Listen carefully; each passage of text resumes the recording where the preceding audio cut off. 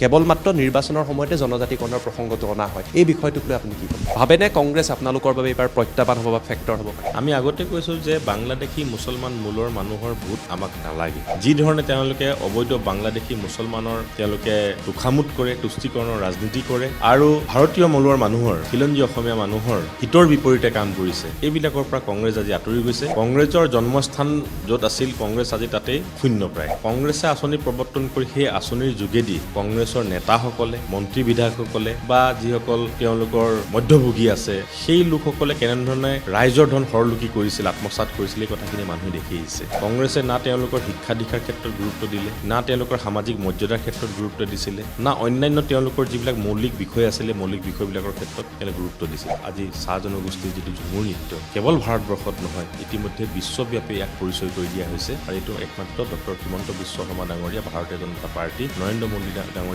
মাৰ্গদৰ্শনতে এইখিনি সম্ভৱপৰ হৈছে নমস্কাৰ টাইমেটৰ বিশেষ অনুষ্ঠান নেতাৰ সৈতে 24 ঘণ্টালৈ মই জ্যোতিদীপ বৈশ্যই আপোনালোকক স্বাগতম জনাইছোঁ এই অনুষ্ঠানত আমাক সহযোগ কৰিছে ষ্টাৰ চিমেণ্ট আৰু প্লাই ষ্টৰীয়ে বিধানসভাৰ নিৰ্বাচনত আমি ৰাজ্যৰ বিভিন্ন প্ৰান্তলৈ গৈছোঁ কেইবাটাও সমষ্টিত পৰিভ্ৰমণ কৰিছোঁ আৰু জনতাৰ সৈতে কথা পতাৰ লগতে যিসকল প্ৰাৰ্থী আছে তেওঁলোকৰ মনৰ ভাৱ জনাৰ চেষ্টা কৰিছোঁ এই মুহূৰ্তত আমাৰ দল আহি উপস্থিত হৈছে তিনিচুকীয়া বিধানসভা সমষ্টিত আৰু এই মুহূৰ্তত মোৰ লগত আছে তিনিচুকীয়াত এইবাৰ ভাৰতীয় জনতা পাৰ্টিৰ মিত্ৰজোঁটৰ প্ৰাৰ্থী পুলক গোহাঁই ডাঙৰীয়া প্ৰথমতে আপোনাক টাইমেটলৈ স্বাগতম জনাইছোঁ আৰু শুভেচ্ছা জনাইছোঁ আপোনাৰ এই বিশেষ ৰাজনৈতিক যাত্ৰাৰ বাবে ধন্যবাদ বৈশ্য ডাঙৰীয়া মই আপোনাৰ যোগেদি টাইমেটৰ সকলো পৰিয়ালৰ সকলোলৈকে ধন্যবাদ আৰু শুভেচ্ছা জ্ঞাপন কৰিছোঁ নিৰ্বাচনী আপুনি মনোনয়ন দাখিল কৰিলে প্ৰচাৰ আৰম্ভ হৈছে তিনিচুকীয়া সমষ্টিত আপোনালোকৰে বিধায়ক আছিল আৰু এইবাৰ আপোনাক নতুনকৈ এই সমষ্টিটোৰ বাবে নিৰ্বাচিত কৰিছে আপোনাৰ নেতৃত্বই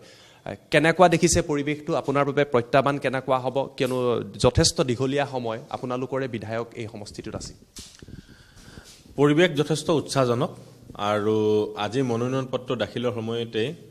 স্বতঃস্ফূৰ্তভাৱে বিভিন্ন জাতি জনগোষ্ঠী ভাষা ভাষী লোক যিধৰণে আহি মোক শুভাশীষ জনালেহি আশীৰ্বাদ জনাইছেহি সমৰ্থন ব্যক্ত কৰিছে গতিকে মই দৃঢ়ভাৱে বিশ্বাস কৰোঁ যে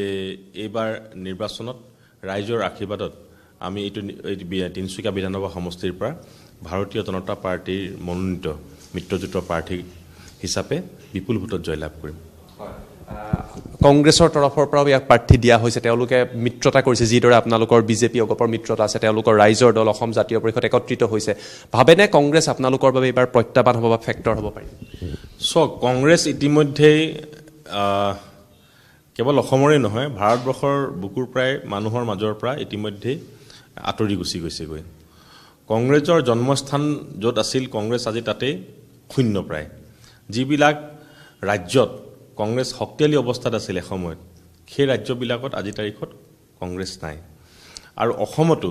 কংগ্ৰেছ আজি অসমৰ মূল সুঁতিৰ মানুহৰ পৰা ভাৰতীয় মানুহৰ পৰা খিলঞ্জীয়া মানুহৰ পৰা বহু যোজন দূৰত অৱস্থান গ্ৰহণ কৰিছে যিধৰণে তেওঁলোকে অবৈধ বাংলাদেশী মুছলমানৰ তেওঁলোকে তোষামোদ কৰে তুষ্টিকৰণৰ ৰাজনীতি কৰে আৰু ভাৰতীয় মূলৰ মানুহৰ খিলঞ্জীয়া অসমীয়া মানুহৰ হিতৰ বিপৰীতে কাম কৰিছে এইবিলাকৰ পৰা কংগ্ৰেছ আজি আঁতৰি গৈছে গতিকে ইয়াতো তিনিচুকীয়াতো মই ভাবোঁ যে তিনিচুকীয়াত বসবাস কৰা সকলো জাতি জনগোষ্ঠী ভাষা ভাষীয় ধৰ্মাৱলম্বী লোকে নিশ্চিতভাৱে ভাৰতীয় জনতা পাৰ্টীৰ পক্ষত থিয় দিব আৰু দুটা কাৰণতে থিয় দিব এটা হৈছে উন্নয়ন দ্বিতীয়টো হৈছে সুৰক্ষা উন্নয়ন আৰু সুৰক্ষা এই দুটাই মানুহে আজি তাৰিখত বিচাৰে আৰু এইটো কেৱল মাত্ৰ ভাৰতীয় জনতা পাৰ্টি চৰকাৰে দিব পাৰিব আপুনি কৈছে তিনিচুকীয়াত বিভিন্ন জাতি জনগোষ্ঠীৰ বিভিন্ন ভাষা ভাষীৰ লোক আছে তেওঁলোকৰ সংমিশ্ৰণেৰে গঢ়ি উঠিছে মোৰ প্ৰশ্নটো হৈছে আপোনাৰ বিগত সময়ত আপোনালোকৰ যেতিয়া বিধায়ক আছিলে জনতাই এইবাৰ ভোট দিয়াৰ আগতে চাব যে তিনিচুকীয়াৰ উন্নয়ন কিমান হৈছে কিমানখিনি আচলতে কাম হ'বলৈ বাকী আছে নতুন এগৰাকী প্ৰতিনিধি হিচাপে আপুনি যিহেতু সমষ্টিটোক প্ৰতিনিধিত্ব কৰিব তিনিচুকীয়াৰ ভোটাৰক আপুনি কিদৰে আশ্বস্ত কৰিব যে উন্নয়নৰ কামখিনি কিমান হৈছে আৰু আপোনাৰ যিটো এনালাইচিছ সেয়া আপোনাৰ কি মই পূৰ্বতে কৈছোঁ যে মোৰ দুটা মূল এজেণ্ডা থাকিব এটা হৈছে ডেভেলপমেণ্ট আৰু এটা হৈছে যিটো সামাজিক মৰ্যাদা সন্মান আৰু সুৰক্ষা এই দুটা বিষয়ৰ ওপৰতে মই প্ৰাধান্য দি পেলাই কাম কৰিম আৰু উন্নয়ন সামগ্ৰিকভাৱে যদি চাবলৈ যাওঁ সমগ্ৰ অসমত যোৱা 10টা বছৰে বিশেষকৈ যোৱা ডক্টৰ হিমন্ত বিশ্ব শৰ্মা ডাঙৰীয়াৰ নেতৃত্বত যোৱা 5টা বছৰে উন্নয়নে যিটো এটা নতুন দিগন্তৰ সূচনা কৰিছে তিনিচুকীয়াও সেই উন্নয়নৰ দিশে ঢাপলি মেলিবলৈ সক্ষম হৈছে তিনিচুকীয়া জিলাত এখন চিকিৎসা মহাবিদ্যালয় যে স্থাপন হ'ব সেইটো মানুহে কেতিয়াও চিন্তা কৰিব পৰা নাছিল মানুহৰ ভাৱ আছিল যে ডিব্ৰুগড় চিকিৎসা মহাবিদ্যালয় যিখন আছে সেই চিকিৎসা মহাবিদ্যালয়খনে আমাৰ মানে চিকিৎসাৰ শেষ আশ্ৰয়স্থল দুখীয়া মানুহ হাহাকাৰ কৰিবলগীয়া অৱস্থা হৈছিল কিন্তু আজি আমাৰ তিনিচুকীয়াত এখন চিকিৎসা মহাবিদ্যালয় স্থাপন কৰা হৈছে এখন ইঞ্জিনিয়াৰিং কলেজ স্থাপনৰ ইতিমধ্যে পথত চলি আছে আৰু উন্নয়নৰ কেইবাটাও প্ৰকল্প ইতিমধ্যে পাইপলাইনত আছে কাম চলি আছে কিছুমান দীৰ্ঘম্যাদী আঁচনি আছে যিবিলাক হয়তো আজিকালিৰ ভিতৰত আমি দেখা নাপাম কিন্তু এই কামখিনি খুব খৰতকীয়াকৈ যাতে নিৰ্দিষ্ট সময়সীমাৰ ভিতৰত কৰিব পৰা যায় সেইটো ক্ষেত্ৰত মোৰ অগ্ৰাধিকাৰ থাকিব এটা কথা কংগ্ৰেছৰ তৰফৰ পৰা এবাৰ গৌৰৱ গগৈয়ে নতুনকৈ দায়িত্ব দিছে প্ৰদেশ কংগ্ৰেছৰ তেওঁ নিজেও প্ৰতিদ্বন্দ্বিতা কৰিব আমি যেতিয়া প্ৰচাৰ দেখিছোঁ ভাৰতীয় জনতা পাৰ্টিক তেওঁলোকে সমালোচনা কৰি কৈছে যে আঁচনিৰ জৰিয়তে আপোনালোকে ভোট কিনিব বিচাৰিছে এয়া প্ৰথম অভিযোগ তেওঁলোকৰ দ্বিতীয় অভিযোগ হ'ল তেওঁলোকে নতুন বৰ অসম গঢ়িব বুলি কৈছে আৰু যুঁজ এখন হ'ব বুলি কৈছে এই যুঁজ এখন হ'বতো ভাৰতীয় জনতা পাৰ্টিৰ মিত্ৰজোঁটে বা আপোনালোকে কিদৰে চাইছে প্ৰথম কথা তেওঁলোকে যিটো আঁচনিৰ কথা কৈছে কংগ্ৰেছে সুদীৰ্ঘ সময়ছোৱা দেশ যেতিয়া চলালে কেন্দ্ৰতে হওক বা ৰাজ্যতে হওক কংগ্ৰেছে আঁচনি প্ৰৱৰ্তন কৰিছিল কংগ্ৰেছে আঁচনি প্ৰৱৰ্তন কৰি সেই আঁচনিৰ যোগেদি কংগ্ৰেছৰ নেতাসকলে মন্ত্ৰী বিধায়কসকলে বা যিসকল তেওঁলোকৰ মধ্যভোগী আছে সেই লোকসকলে কেনেধৰণে ৰাইজৰ ধন হৰলুকি কৰিছিল আত্মসাৎ কৰিছিল এই কথাখিনি মানুহে দেখি আহিছে কিন্তু নৰেন্দ্ৰ মোদী ডাঙৰীয়া অহাৰ পিছত গোটেই ব্যৱস্থা এটা পৰিৱৰ্তন কৰিলে আৰু এই ব্যৱস্থা পৰিৱৰ্তন কৰি আজিৰ তাৰিখত আজি জনসাধাৰণ নিশ্চিত হৈছে আৰু আশ্বস্ত হৈছে যে চৰকাৰৰ যিবিলাক আঁচনি সেই আঁচনি পাবৰ কাৰণে আজিৰ তাৰিখত কাকো ভাৰতীয় জনতা পাৰ্টিৰ কোনোবা কাৰ্যকৰ্তাকে হওক বা কোনো মন্ত্ৰী বিধায়ককে হওক বা কোনো আমোলা বিষয়াকে হওক কোনো ধন দিব নালাগে কোনো উৎকোচ দিব নালাগে আৰু সেইবিলাক আঁচনি মানুহৰ ঘৰত পোনপটীয়াভাৱে প্ৰৱেশ কৰিছেহি পূৰ্বতে আঁচনি বিচাৰি মানুহে ব্লকৰ অফিচলৈ যাবলগীয়া হৈছিল ডিচি অফিচলৈ আহিবলগীয়া হৈছিল চাৰ্কুল অফিচলৈ আহিবলগীয়া হৈছিল মিউনিচিপালিটি অফিচলৈ আহিবলগীয়া অৱস্থা হৈছিল কিন্তু আজিৰ তাৰিখত ভাৰতীয় জনতা পাৰ্টি চৰকাৰ অহাৰ পিছত মই পুনৰ কৈছোঁ যে নৰেন্দ্ৰ মোদী ডাঙৰীয়াই যিটো ছিষ্টেমৰ এটা পৰিৱৰ্তন কৰিলে আজিৰ তাৰিখত দুখীয়া মানুহক বিচাৰি সেই আঁচনি দুখীয়া মানুহৰ ঘৰত উপলব্ধ কৰাটোৱে আমাৰ প্ৰধান কাম হৈছে আৰু তেনেধৰণে কোনো ধৰণৰ দুৰ্নীতি নোহোৱাকৈ সুন্দৰভাৱে দুখীয়া ৰাইজক সকলো আঁচনি তেনেকুৱা ধৰণৰ দিয়া হৈছে সামাজিক মৰ্যাদা দিয়া হৈছে আৰু সমাজত সন্মান সহকাৰে জীয়াই থকা এটা পৰিৱেশ তৈয়াৰ কৰিব পৰা গৈছে আপুনি প্ৰথমতে কিছু সময়ৰ আগতে ক'লে যে কংগ্ৰেছ খিলঞ্জীয়া লোকৰ লগত নাই তেওঁলোকে যি বাংলাদেশী মূলৰ মুছলমানৰ লোকত বা বাংলাদেশী লোকৰ তুষ্টিকৰণ কৰাৰ এটা অভিযোগ আনিলে মোৰ প্ৰশ্নটো হৈছে ভাৰতীয় জনতা পাৰ্টিয়েও ক'ৰবাত নহয় ক'ৰবাত পলাৰাইজেশ্যনৰো চেষ্টা কৰিছে নেকি এই কথাখিনি কৈ ক'ৰবাত আপোনালোকে মানুহখিনিক নিজৰ ফালে অনাৰ বাবে এটা প্ৰচেষ্টা নেকি এই অভিযোগটো কংগ্ৰেছে বা অসম জাতীয় পৰিষদে বা ৰাইজৰ দলে অভিযোগটো আনে নহয় এইটো সম্পূৰ্ণ মিছা কথা কেতিয়াও নহয় ভাৰতীয় জনতা পাৰ্টিৰ যি কথা কয় স্পষ্টভাৱে কথা কয় আমি আগতে কৈছোঁ যে বাংলাদেশী মুছলমান মূলৰ মানুহৰ ভোট আমাক নালাগে আমি ভাৰতীয় আৰু খিলঞ্জীয়া মানুহৰ পক্ষত আছোঁ আৰু সেই মানুহৰ সুৰক্ষাৰ ক্ষেত্ৰত আমি সৰ্বতোপ্ৰকাৰে আৰু অতি শক্তিশালীভাৱে আমি পদক্ষেপ গ্ৰহণ কৰি আহিছোঁ ভৱিষ্যতে পদক্ষেপ গ্ৰহণ কৰি যাম আন এটা প্ৰসংগ মই সুধিব বিচাৰিছোঁ যিসকল এবাৰ নতুন ভোটাৰ জেন জি বুলি কোৱা হয় বহুতে নতুনকৈ ভোট দিব তেওঁলোকৰ বাবে আপোনালোকে কি চিন্তা কৰিছে বা তিনিচুকীয়া সমষ্টিৰ যিসকল নতুন প্ৰজন্মৰ ভোটাৰ আছে প্ৰথমবাৰ যোনে ভোট দিব তেওঁলোকৰ বাবে আপোনাৰ পৰিকল্পনা কি আপুনি যদি বিধায়ক হৈ নিৰ্বাচিত চাওক নতুন প্ৰজন্মৰ প্ৰথম কথা হৈছে তেওঁলোকে সংস্থাপনৰ কথাটো খুব চিন্তা কৰে কেৰিয়াৰ অৰিয়েণ্টেড হয় তেওঁলোকক এটা নিৰ্দিষ্ট দিশেৰে লৈ যোৱাৰ কাৰণে কিছু পৰিকল্পনা মোৰ আছে আৰু সেইখিনি আমাৰ চৰকাৰ অহাৰ পিছত চৰকাৰ আমাৰ নিশ্চিতভাৱে আহিব গতিকে চৰকাৰ অহাৰ পিছত সেই দিশেৰে কাম কৰাৰ কাৰণে মোৰ এটা প্ৰয়াস থাকিব আৰু মই ভাবোঁ যে এই যুৱ শক্তিটোক যদি আমি সঠিক ডিৰেকশ্যনত আনিব পাৰোঁ তেনেহ'লে সমাজ নিৰ্মাণৰ ক্ষেত্ৰত আমাৰ বহুখিনি সহায় হ'ব আৰু মহিলাসকলৰ ক্ষেত্ৰত তেনেকৈ একেটাই মোৰ প্ৰশ্ন যে মহিলাসকলক আপোনালোকে অৰুণোদয় দিছে বা বিভিন্ন আঁচনি দিছে লাখপতি বাইদেউ দিছে আৰু কি প্ৰতিশ্ৰুতি দিব তিনিচুকীয়াৰ যিসকল মহিলা ভোটাৰ আছে তেওঁলোকক নাই আমি প্ৰতিশ্ৰুতি নিদিওঁ আমি কামেই কৰিম আৰু এইটো যিহেতু মহিলাৰ যুগ আৰু নৰেন্দ্ৰ মোদী ডাঙৰীয়াই দেখিছে যে তেখেতে মহিলাক সকলো ক্ষেত্ৰতে আৰ্থসামাজিক ক্ষেত্ৰতে হওক ৰাজনৈতিক ক্ষেত্ৰতে হওক শিক্ষাৰ ক্ষেত্ৰতে হওক সকলো ক্ষেত্ৰত যি ধৰণৰ অগ্ৰাধিকাৰ দিছে প্ৰতিটো ক্ষেত্ৰত মহিলাক আগবঢ়াই আনিছে আৰু আমি বিশ্বাস কৰোঁ যে মহিলা শক্তিক যদি আমি একত্ৰিত কৰি সঠিক ৰূপত আনিব পাৰোঁ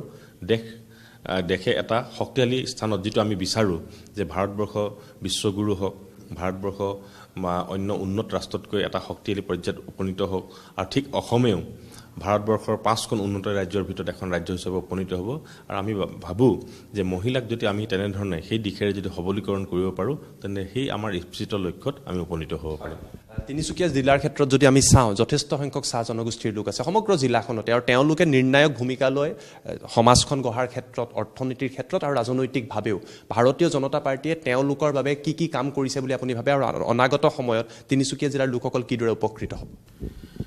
ভাৰতীয় জনতা পাৰ্টী চৰকাৰে বিগত সময়ছোৱাত চাহ জনগোষ্ঠীৰ কাৰণে আন্তৰিকতাৰে যিখিনি পদক্ষেপ গ্ৰহণ কৰিছে চাহ জনগোষ্ঠীৰ লোকসকলে ইতিমধ্যে হৃদয়ংগম কৰিছে কংগ্ৰেছৰ সুদীৰ্ঘ শাসনৰ সময়ছোৱাত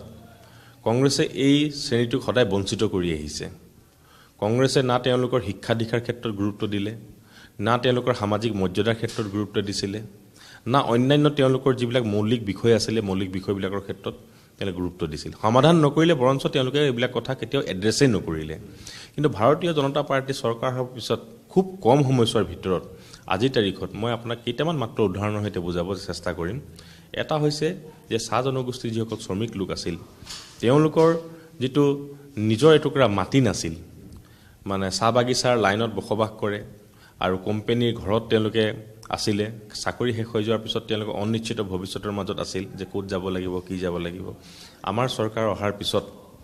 আজি চাহ শ্ৰমিক ৰাইজক মাটিৰ পট্টা দিয়াৰ কাম ইতিমধ্যে আৰম্ভ কৰিছে আপোনালোকে দেখিছে তাৰ লগে লগে বিগত সময়ছোৱাত যোৱা 10টা বছৰে চাহ বাগিচাৰ লাইনত থকা মানুহৰ যিবিলাক অহা যোৱা কৰাৰ ৰাস্তা কংগ্ৰেছৰ দিনত কাহানিও এটা ৰাস্তা পকীকৰণ নকৰিলে এগাড়ী শিলগুটি পেলোৱা নাছিল কাৰণ সেই সময়ছোৱাত যদি তেওঁলোকে কিবা বিচাৰে তেতিয়া কয় যে এইবিলাক কোম্পানীৰ গাৰ্ডেন হয় গতিকে কোম্পানী কৰিব চৰকাৰৰ তৰফৰ পৰা কৰিব পৰা কোনো ধৰণৰ ব্যৱস্থা নাই কিন্তু সেই লাইনৰ ৰাস্তাবিলাকো পকীকৰণ হৈছে হয় আমি অনুভৱ কৰোঁ যে সেই কাম সম্পূৰ্ণ হোৱা নাই আৰু বহুখিনি কৰিবলগীয়া আছে সেইখিনি কাম আগুৱাই নিব লাগিব ৰাস্তা ঘাট নিৰ্মাণ হৈছে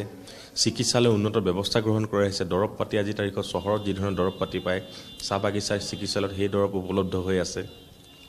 তাৰ লগে লগে শিক্ষা দীক্ষাৰ ক্ষেত্ৰত গুৰুত্ব প্ৰদান কৰি আদৰ্শ বিদ্যালয় স্থাপন কৰা হৈছে প্ৰতিখন বিদ্যালয়ত হাইস্কুল নিৰ্মাণৰ কাৰণে বা এটা ৰেডিয়াছৰ ভিতৰত হাইস্কুল নিৰ্মাণৰ কাৰণে ইতিমধ্যে ব্যৱস্থা লোৱা হৈছে নিৰ্মাণো হৈছে তেনেধৰণে তাৰ লগে লগে যদি আমি যদি চাবলৈ যাওঁ চাহ জনগোষ্ঠীৰ যিটো চহা সংস্কৃতি আছিল সেইটো লুপ্ত হৈ আছিল এটা নিৰ্দিষ্ট আবেষ্টনীৰ মাজতে লুকাই আছিল কিন্তু আমাৰ চৰকাৰ অহাৰ পিছত আজি চাহ জনগোষ্ঠীৰ যিটো ঝুমুৰ নৃত্য আজি কেৱল ভাৰতবৰ্ষত নহয় ইতিমধ্যে বিশ্বব্যাপী এক পৰিচয় কৰি দিয়া হৈছে আৰু এইটো একমাত্ৰ ডক্টৰ হিমন্ত বিশ্ব শৰ্মা ডাঙৰীয়া ভাৰতীয় জনতা পাৰ্টি নৰেন্দ্ৰ মোদী ডাঙৰীয়া মাৰ্গদৰ্শনতে এইখিনি সম্ভৱপৰ হৈছে গতিকে এনেকুৱা ধৰণৰ লেণ্ডমাৰ্ক কিছুমান কাম এই কম সময়ছোৱাৰ ভিতৰত চাহ জনগোষ্ঠীৰ ৰাইজৰ মাজত হৈছে তেওঁলোকৰ দীৰ্ঘদিনীয়া দাবী যিটো শ্ৰমিকৰ মজুৰি বৃদ্ধি ইতিমধ্যে সেই ক্ষেত্ৰতো সিদ্ধান্ত হৈছে আৰু আমি আশা ৰাখিম যে আমাৰ যিটো প্ৰতিশ্ৰুতি আছে পৰ্যায়ক্ৰমে সেই প্ৰতিশ্ৰুতিত যাতে আমি উপনীত হ'ব পাৰোঁ তেওঁলোকে বিচৰা ধৰণে যিটো শ্ৰমিকৰ যিটো মজুৰি সেই পৰ্যায়লৈ নিব পাৰোঁ সেই প্ৰচেষ্টা আমাৰ হাতত নিশ্চিতভাৱে থাকিব আন এটা প্ৰসংগ উজনি অসমত যেতিয়া সেই প্ৰসংগটো যথেষ্ট উত্থাপিত হয় সেয়া হৈছে 6 জনগোষ্ঠীৰ জনজাতিকৰণ কংগ্ৰেছ বা বিৰোধী দলসমূহে অভিযোগ আনিছে যে আপোনালোকে এই কথাটো দীঘলীয়া সময় ড্ৰেগ কৰি আছে কিন্তু সমাধান দিয়া নাই কেৱল মাত্ৰ নিৰ্বাচনৰ সময়তে জনজাতিকৰণৰ প্ৰসংগটো অনা হয় এই বিষয়টোক লৈ আপুনি কি ক'ব চাওক এই বিষয়টো অতিকৈ এটা স্পৰ্শকাতৰ বিষয় কাৰণ 6 জনগোষ্ঠীৰ জনজাতিকৰণ কোৱাৰ লগে লগে এক্সিষ্টিং ট্ৰাইবেলৰ যিটো স্বাৰ্থ আছে সেই স্বাৰ্থ সুৰক্ষিত হ'ব লাগিব গতিকে পূৰ্বতে চৰকাৰবিলাকে এই বিষয়টোৰ পৰা সদায় ফালৰি কাটি আছিল কিন্তু হিমন্ত বিশ্ব শৰ্মা ডাঙৰীয়াই এটা সাহসী সিদ্ধান্ত গ্ৰহণ কৰাৰ কাৰণে আজিৰ তাৰিখত অন্ততঃ 6 জনগোষ্ঠীৰ জনজাতিকৰণৰ বিষয়টোৰ ক্ষেত্ৰত এটা নতুন মাত্ৰা লাভ কৰিবলৈ সক্ষম হৈছে ইতিমধ্যে অসম চৰকাৰৰ তৰফৰ পৰা 6 জনগোষ্ঠী ইতিমধ্যেই শ্ৰেণী বিভাগ কৰি পেলাই অনুসূচিত জনজাতিৰ সূচী তালিকাত অন্তৰ্ভুক্ত কৰাৰ কাৰণে ইতিমধ্যে ব্যৱস্থা গ্ৰহণ কৰিছে আৰু কেন্দ্ৰীয় চৰকাৰলৈ ইতিমধ্যে প্ৰেৰণ কৰিছে গতিকে আমি বিশ্বাস কৰোঁ যে অদূৰ ভৱিষ্যতে এই যিটো দাবী আছিল 6 জনগোষ্ঠীৰ জনজাতিকৰণৰ ক্ষেত্ৰত এইটো আমাৰো দাবী আছিল এই বিষয়টোৰ মই সমস্যা বুলি নকওঁ এই দীৰ্ঘদিনীয়া দাবীটো নিশ্চিতভাৱে সমাধানৰ সূত্ৰ ভাৰতীয় জনতা পাৰ্টীৰ চৰকাৰ থকাৰ অৱস্থাতে ওলাব আপোনাৰ বেছি সময় নলওঁ যিহেতু নিৰ্বাচনী প্ৰচাৰ চলাই আছে অৱশেষত যিসকল ভোটাৰে এই মুহূৰ্তত চাই আছে যিসকল আপোনাক নতুনকৈ প্ৰতিনিধি হিচাপে চাব তেওঁলোকক আজি টাইম 8ৰ জৰিয়তে তিনিচুকীয়াৰ সেইসকল জনতাক আপুনি কি আহ্বান মই তিনিচুকীয়াবাসী ৰাইজক দুটা বিষয়ত মই দৃঢ়তাৰে দোহাৰিব বিচাৰিছোঁ। এটা হৈছে তিনিচুকীয়াৰ সৰ্বাংগীন উন্নয়ন। তিনিচুকীয়া যিহেতু আমাৰ জিলাখনৰ সদৰ চহৰ, গতিকে এই চহৰখনক আটকধুনীয়াভাৱে বিজ্ঞানসন্মতভাৱে সজাই পৰাই তোলা, মানুহৰ যিবিলাক দৈনন্দিন প্ৰয়োজনীয়তা আছে, মৌলিক যিখিনি সমস্যা আছে সেইখিনি আঁতৰ কৰা, নিৰাময় কৰা, এইটো মোৰ প্ৰাথমিকতা থাকিব। দ্বিতীয়তে ইয়াত বিভিন্ন জাতি জনগোষ্ঠী ভাষা ভাষী লোকে আমি একত্ৰিতভাৱে বসবাস কৰি আহিছোঁ। এই লোকসকলৰ মাজত থকা একতা সমন্বয় অধিক সুদৃঢ় কৰাৰ ক্ষেত্ৰত মই দৃঢ় পদক্ষেপ গ্ৰহণ কৰিম। আৰু এই ক্ষেত্ৰত যেতিয়া প্ৰত্যাহ্বানৰ সন্মুখীন হ'ব, মই তেওঁলোকৰ পুত্ৰ হিচাপে ভাতৃ হিচাপে সন্মুখত থাকি পেলাই সন্মুখত নেতৃত্ব লৈ এই বিষয়বিলাকৰ ক্ষেত্ৰত মোকাবিলা কৰিম। বহুত বহুত ধন্যবাদ জনাইছোঁ। এই আছিলে ভাৰতীয় জনতা পাৰ্টীৰ মিত্ৰজোঁটৰ তিনিচুকীয়াৰ এইবাৰৰ নতুন প্ৰাৰ্থী পুলক গোহাঁই। তেখেতে কৈছে যে তেখেতে নিৰ্বাচনত জয়ী হ'ব আৰু তিনিচুকীয়াবাসী জনতাৰ যিবিলাক আশা আকাংক্ষা তেওঁ পূৰ কৰিবলৈ চেষ্টা কৰিব। জনতাই কি মেণ্ডেট দিয়ে তাৰ ওপৰত আমাৰ সকলোৰে নজৰ ৰাখিব। কিন্তু এই অনুষ্ঠানৰ জৰিয়তে এনেকৈ আমি ৰাজ্যৰ বিভিন্ন প্ৰান্তলৈ যাম, জনতাৰ লগতে নেতাৰ মনৰ ভাৱ লৈ অহাৰ চেষ্টা কৰিম। আপোনালোকে চাই থাকিব টাইমিত। ধন্যবাদ।